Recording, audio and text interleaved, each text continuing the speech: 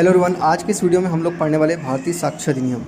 इसमें हम लोग जानेंगे इसमें न्यायालय शब्द क्या होता है। देखिए, न्यायालय शब्द के अंतर्गत सभी न्यायाधीश और मजिस्ट्रेट तथा मध्यस्थों की सिवाय साक्ष्य लेने के लिए वैध रूप से प्राधिकृत सभी व्यक्ति आते हैं। मतलब क्या होगा कि न्यायालय शब्द के अंतर्गत क्या क्या आएंगे, सभी जितने भी न्यायाधीश होते हैं वो आ जाएंगे, आपके मजिस्ट्रेट है वो आ जाएंगे, लेकिन इसमें मध्यस्थ नहीं आएंगे। लेकिन जितने भी व्यक्ति जो है साक्ष्य लेने के लिए वैध रूप से प्राधिकृत किए गए हैं वो सारे व्यक्ति न्यायालय के शब्द के अंतर्गत आएंगे। ठीक है, अब हम बात करेंगे फैक्ट क्या है। फैक्ट तथ्य से अभिप्रेत है या उसके अंतर्गत कौन कौन सी चीज़ें आती है, फैक्ट के बारे में इसमें बताया गया है। कोई वस्तु, वस्तु की अवस्था या वस्तुओं का संबंध जो इंद्रियों द्वारा बोधगम्य हो। कोई वस्तु यानी कि कोई वस्तु, जैसे मान लीजिए कोई किसी वस्तु ने कोई अपराध कारित किया तो वहाँ पर कोई वस्तु मिली, जैसे मान लो पिस्टल मिल गई, तो वो एक क्या हो गया, एक फैक्ट का विषय हो गया।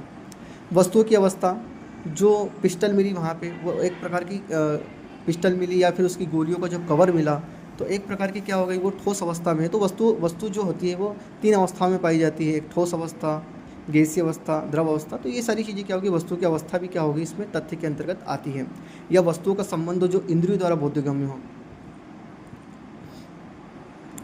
ठीक है, जैसे मान लीजिए पिस्टल हुआ तो पिस्टल हुआ या पिस्टल का कोई ऐसा भाग मिला, बंदूक का ऐसा कोई भाग मिला जिसको कोई व्यक्ति इंद्रियों के द्वारा महसूस करके भी बता दे, या कोई ऐसा पदार्थ बता दे, छू करके बता दे, जो हमारी जो मनुष्य जो है वो इंद्रियों के द्वारा उसको समझ करके बता सकता है कि वो वस्तु क्या है, उसके संबंध किस प्रकार से है ना।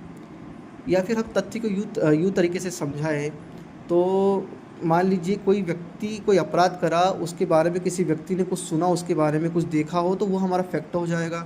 या फिर किसी व्यक्ति ने कोई अपराध के बारे में किसी अन्य व्यक्ति को बताया कि भाई मैं कल किसी को मारने वाला हूँ, तो ये एक प्रकार का तथ्य हो जाएगा।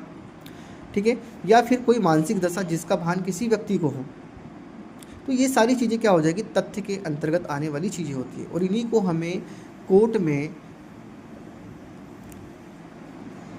साबित करना होता है। तथ्य के माध्यम से ही हम किसी भी केस को जीतते हैं, हारते हैं, फैक्ट के माध्यम से।